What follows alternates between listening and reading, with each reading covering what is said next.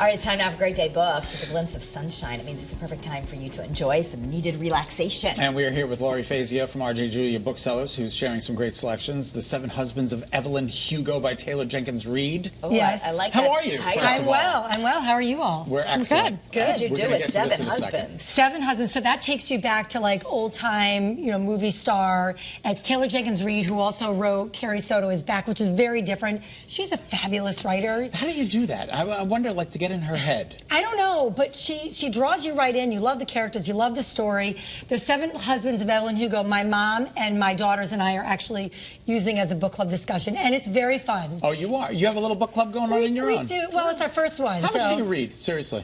I read a lot. Right now I have 3 books going. 3 books? That's hard to keep them all straight. I know. Yeah, and then when one takes on? off, I kind of put the other and get going on it. So, but Do you always finish the book even if you don't like it? No.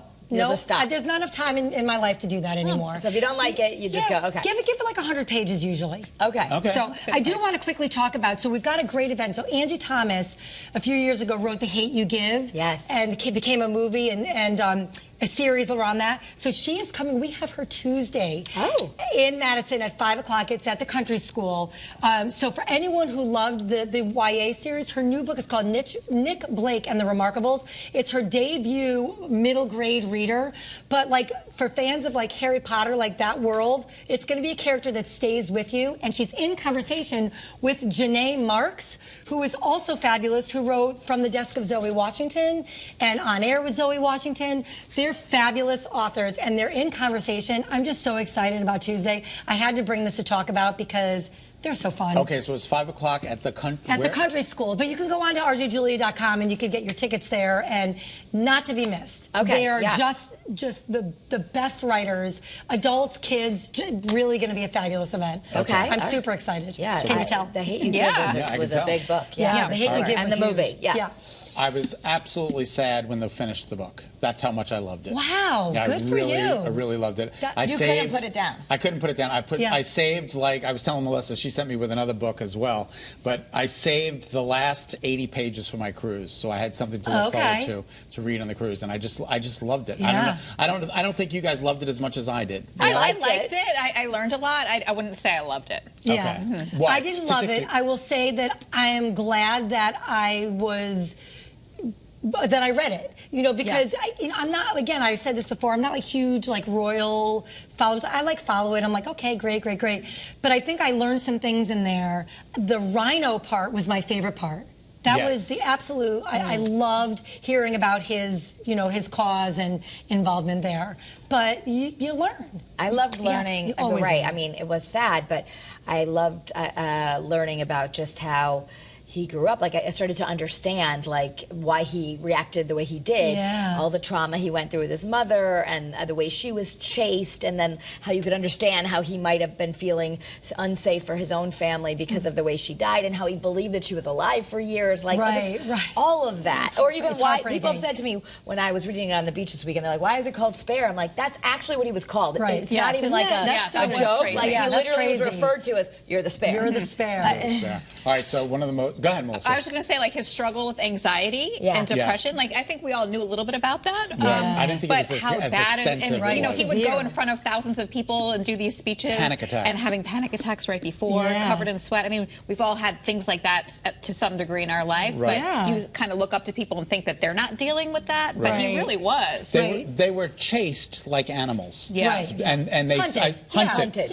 literally hunted like animals. And that's not, I mean, you and I talked about it too, how just like the paparazzi is just... It's just, I'll never pick up a rag mag again. I was disgusted for them through it all, through by the it. whole thing. I felt horrible that they lived like that. Well, what was so interesting is that both Prince Harry and Sir Elton John showed up at the trial for the Daily Mail yesterday. And normally I wouldn't have cared. When I saw that, I'm like, oh, I know why.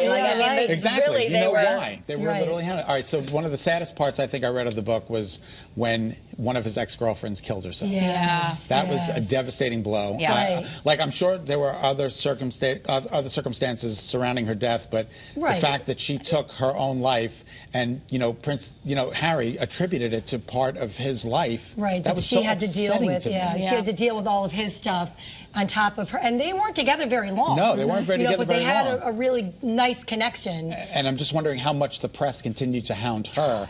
And the past, and just knowing him and getting close to him, and then the father outselling them, and Meghan Markle's father, like Meghan's father, gross. Just disgusting. She just trusted him, and she said, and then she knew, like, I know we can't tell him anything. And that moment of like someone that you're so close with just your father betrays you outright is to go like sell your story to a tabloid. I mean, your own dad. I also thought it was interesting that they said during the paparazzi he was putting plywood up on his homes, but he was doing that before paparazzi even got. He was putting plywood up on. He said it's a complicated human being in this book, which I thought was really interesting. I still really want the four of them to come together. Yes. I agree. I don't know if it ever will, though. I know. It's a tough thing. Well, when you read it and you realize that, like, it wasn't great to begin with. Like, we made it seem like there was this break because of the marriage, because of all these problems.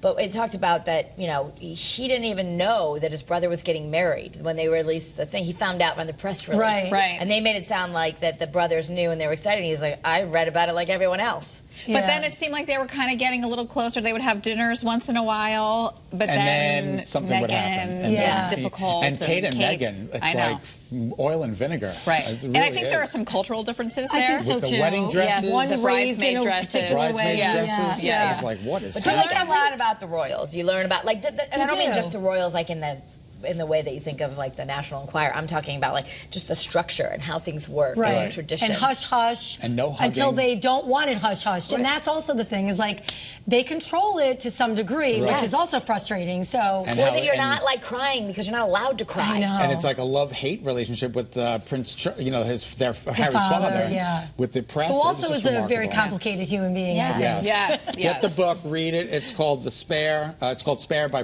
Prince Harry. It's a great book. What's coming up? We have 10 seconds. So we're going to discuss. We have a good show. We've got 4 books that the 4 of us are actually going to decide. So we're going to be announcing our new book club very soon. Okay. All right, and I'll join you in just a moment for Eyewitness News at 4. Stay with us.